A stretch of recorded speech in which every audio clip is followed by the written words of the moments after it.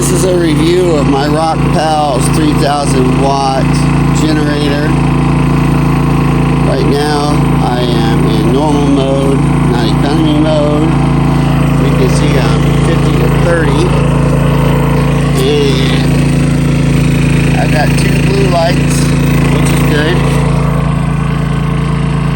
So, as you can tell, it's not very loud. If I step back maybe 15 feet, you know, it's really just not that loud. Now as we go around inside, what I've got running right now is 1 AC on high. I have 2 roof airs, 1 AC on high, and the rest of the accoutrement. We run a space heater, so we don't use propane. I did run that whilst the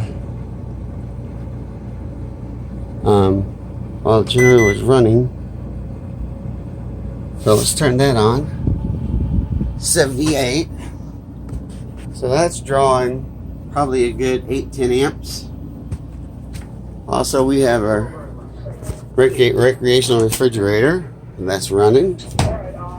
And I've got TV on, ceiling fan, light. So now, as you can hear with the heater on, it's running now. So we're probably right at load limit.